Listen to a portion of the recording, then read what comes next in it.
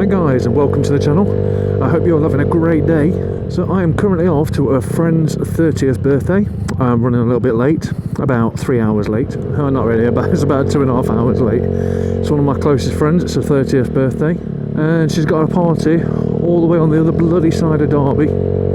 So that's where I'm off. So I need to go and get some cash first. Alright, so the point of this video, I wanted to put up and show a comparison between the GoPro Hero 4 and the Sony X1000V. I thought I'll do it at night so I can show you a low light comparison of both cameras, seeing as that's where a lot of cameras kind of fail when it comes to quality. I mean, loads of cameras are brilliant in daytime, but then when it comes to nighttime, that's where a lot of them fail. I'll say first I need to get some cash, so you'll see what it's like with a transition from really low light to somewhere with a little bit more artificial light. I'm not sure how the audio is going to come out this time because I'm using the Zoom H2n again, and I'm still yet to kind of figure out what the best settings are for it, but we'll see.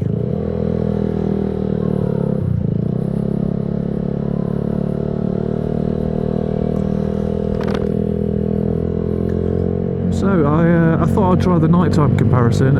Since I've been using both of these cameras, I've noticed quite a few similarities, but also quite a few differences. They're both somewhat evenly priced. 1080p sharpness is very similar in both, although the Sony does trump it a little bit when it comes to detail in the video. But what I've noticed since having a considerable amount of time using both of them on the helmet, the GoPro seems to record things more naturally. It seems to, like now in front of me, these two lights that are in front of me, they I mean, with my eyes, obviously I can see a lot more than what the cameras can. Obviously, yeah, eyes get used to the dark, whereas cameras don't really get used to the dark unless you start making adjustments. I've left both of these cameras on pretty much fully automatic, so I've not put their pro modes on or anything like that. What I found with the GoPro will expose for almost all the light that's out already and pretty much make everything else pitch black, whereas the Sony seems to overexpose. It seems to overexpose a fair bit, causing a little bit more grain in the picture. But with that, in post-production, I can lower the exposure a little bit, add a little bit of contrast, and it's not pretty much gone, but it is somewhat gone. Benefits of the GoPro in nighttime, I find that when I have to adjust the exposure a little bit or do anything else on the camera, post-process, I find there's a lot less noise in the actual video, but I think that's because it underexposes a lot more than the Sony does.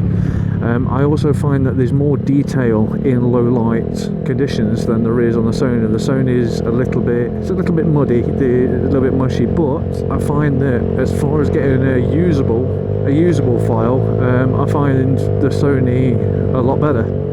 But then again, I've not used the GoPro on my helmet for a while, so I'm gonna have to see what this footage is like side by side. I've mounted the GoPro onto my chin, and I'm gonna put a link up in the description, an Amazon link. I'm going to put a picture up now, just up here somewhere or wherever.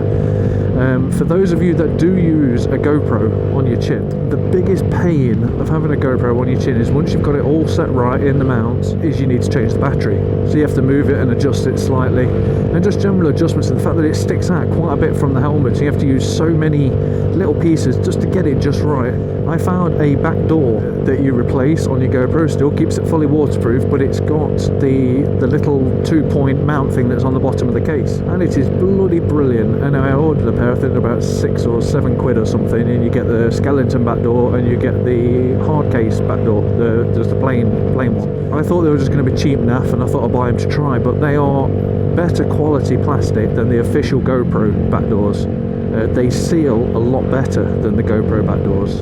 So I'll put that up now. I mean, if any of you do use a GoPro on your chin, I think it's something that you'd benefit from, or if you use one on your bike, like recently I've been putting a back view up, a rear camera, and I've mounted one of them there with the back door. It keeps a lot more flush to the bike, so I just thought a few of you might be interested. But anyway, back to these two cameras. I'm not going to do a full review on both of these two yet, because I have owned the Drift Ghost S, I've owned the Hero 3 Plus Black, I have owned the Hero 4 Silver, and now I also own the Sony X1000V. As I say, I mentioned before, I am going to be doing a comparison of all three in three different positions on my helmet, telling you what I believe to be the pros and cons of all three units when it comes to motovlogging. But I'd say as nighttime, it's, I don't know, I suppose it depends. I think if there was enough light, generally the GoPro has more settings that you can adjust in the professional modes. For example, if I wanted to use the GoPro at nighttime but I wanted better quality, I can sacrifice a little bit of the exposure by dropping the ISO. I can put it into Pro Tune, which is their professional mode, which ups their bit rate, but their bit rate upgrades a little bit, it tunes up a little bit to the standard bit rate of the Sony, but that's the best that GoPro can offer. You can change the colour a lot more than you can on the Sony. You can change the sharpness, I mean just all general little settings you can change on the GoPro when you go into Pro Tune. On the Sony you don't get that option. You can change frame rates and you can change bit rate. You can change your colour balance, and that's pretty much it. So as far as professional use, if you were to use either of these at night time, I'd still say go with the GoPro. I think the GoPro is one of the most versatile cameras that you can get. I mean, it's one of the best shapes to be versatile for everything other than motovlogging. But then again, the GoPro suits my favourite position on the helmet, which is on the chin. It's just not practical for what I want to use it for everyday recording. Because obviously if I lift my front face up now, it's going to record the sky, it's not going to record what's in front of me. And also the mic port on it, you have to use an adapter, which I don't like doing. That was a bit of a iffy turn, but anyway, I'm here. Only a short comparison so you can see what it's like.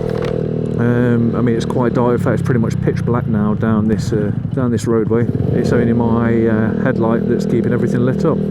So anyway, I just thought I'd put up a little bit of comparison, see what you guys think, and something so I can actually check it myself to see what it's like, because I've never seen them both side by side with a front view like this. So anyway, if you did like the video, give it a thumbs up and subscribe. If you want to see any more of the videos, click on channel and click videos and they're all there. Right, take care all, have a good day and ride safe.